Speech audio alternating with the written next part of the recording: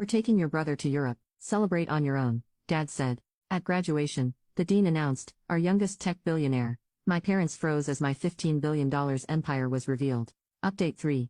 The morning of graduation dawned bright and clear, one of those perfect Boston spring days that make you forget the brutal winter months. I stood in front of my apartment mirror, adjusting my tie beneath the royal blue MIT graduation gown. The cap felt strange on my head, the tassel tickling my cheek when I moved. For a moment, I allowed myself to imagine an alternate reality, one where my parents helped me get ready, where my mother straightened my tie with tears of pride in her eyes, where my father clapped me on the shoulder and told me he always knew I'd do great things.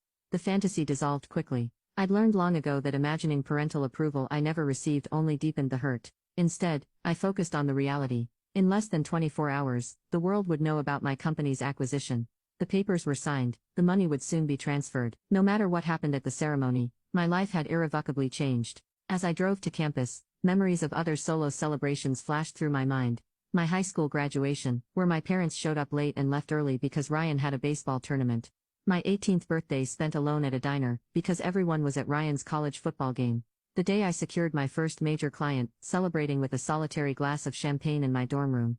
MIT's campus was transformed for graduation day. Red and gray banners hung from buildings. Proud parents clutched bouquets and balloons, and graduating students in their caps and gowns clustered together for photos. I parked and scanned the crowd, wondering if my family had arrived yet. They'd promised to at least attend the ceremony, even if they were rushing off immediately after. After 15 minutes of searching, I spotted them near the back of the main quad, Dad checking his watch. Mom straightening Ryan's collar, Ryan looking bored as he scrolled through his phone. They hadn't even bothered to dress up properly, casual clothes that suggested they were already mentally on their European vacation. I considered walking over to greet them, but decided against it. What would I say? Thanks for squeezing my graduation into your busy schedule. Instead, I headed toward the gathering area for graduating students, my shoulders squared and my head held high. The ceremony itself was a blur of speeches about future potential and changing the world. I sat among my computer science classmates, many of whom I'd barely gotten to know because of my double life as a student and CEO. The sun beat down on our black caps, making the formal attire uncomfortably warm. When it came time for the computer science graduates to be recognized, we lined up alphabetically. I stood in line, watching my classmates walk across the stage one by one, shaking hands with the dean, accepting their diplomas. Through it all, I kept thinking about what would happen when it was my turn. Nathan Campbell, the announcer, finally called. I walked across the stage, the polite applause of the crowd washing over me. The dean shook my hand and handed me my diploma. I expected to keep walking, to return to my seat like everyone else had done, but the dean held on to my hand for a moment longer, and then turned to the microphone.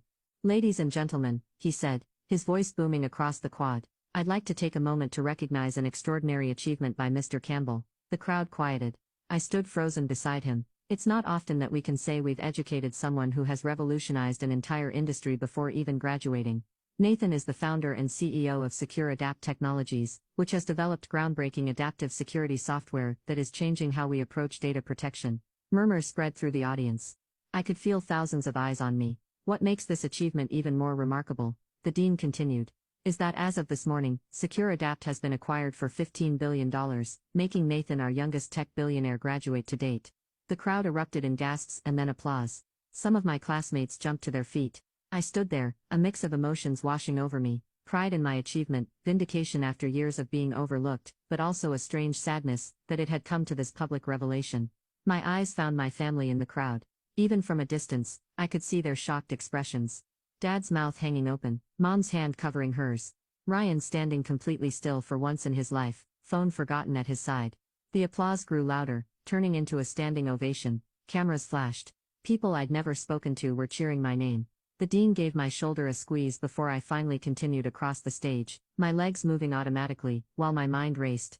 By the time I returned to my seat, my phone was vibrating continuously in my pocket. News traveled fast. Tech reporters who'd gotten wind of the acquisition were already trying to reach me. Social media was lighting up, but the only notifications I cared about were the 3 text messages from my family. Dad, we need to talk now. Mom, Nathan, why didn't you tell us?